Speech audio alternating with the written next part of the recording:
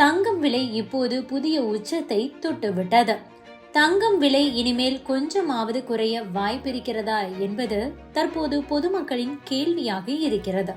இதற்கிடையே தங்கம் விலை தொடர்பான விளக்கத்தை கொடுத்துள்ள ஆனந்த் சீனிவாசன் அதன் விலையை தீர்மானிப்பது யார் என்பது குறித்தும் விளக்கியுள்ளார். விரிவாக பார்க்கலாம். வரலாறு காணாத அளவுக்கு இந்த ஆண்டு தங்கம் விலை தொடர்ந்து உச்சம் தொட்டு வருகிறது.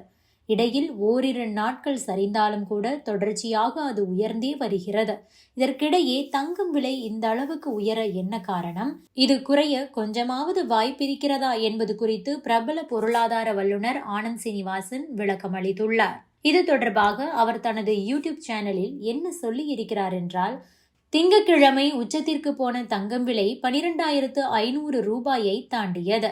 நேற்று அது சற்று குறைந்திருந்தது. 22 கேரட் தங்கம் 1 கிராம் 12,350 ரூபாய்க்கு விற்கப்பட்டது. மேலேயும் கீழேயும் இறங்கினாலும் தங்கமும் சில்வரும் தொடர்ந்து உயரவே செய்யும்.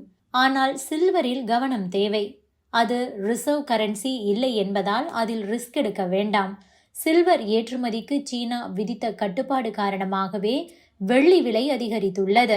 அதில் பிரச்சனை வரக்கூடும். சில்வரில் மாட்டிக்கொண்டால் பெரியதாக சிக்க பிரகாசமான வாய்ப்பு இருக்கிறது. எனவே அதில் கவனம். தங்கம் விலை சீராக தொடர்ந்து உயர்ந்து வருகிறது. தங்கத்திற்கும் வெள்ளிக்கும் இடையே பெரிய வித்தியாசம் இருக்கிறது. அவசர பணத்தேவை என்றால் தங்கத்தை எடுத்துச் சென்று வங்கியில் வைத்தால் போதும்.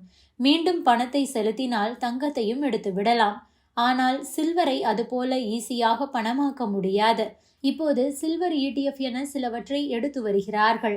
டிராக்கிங் எரர் ரொம்ப ஜாஸ்தியாக இருக்கிறது. இன்று கூட வெள்ளி வாங்கும் விலைக்கும் விற்கும் விலைக்கும் இடையேயான வேறுபாடு என்பது அதிகம். வெள்ளி வாங்குவது ரிஸ்க் என்றுதான் நான் எப்போதும் சொல்வேன். கடந்த நவம்பரில் ETF ஆக தங்கத்தில் முதலீடு செய்வோர் எண்ணிக்கை குறைந்துள்ளதாம். வழக்கமாக வருவதில் 50% தான் வந்துள்ளது. இதில் பெரிய விஷயம் ஒன்றுமில்லை. வழக்கமான ஒன்றைத்தான் நான் பார்க்கிறேன். இப்போது தங்கம் விலை உச்சத்தில் இருக்கும் நிலையில் ஒரு தரப்பினர் ETF-ஐ விற்று நகையாக வாங்கலாம். எனக்கு தெரிந்தே பலரும் அதை செய்கிறார்கள்.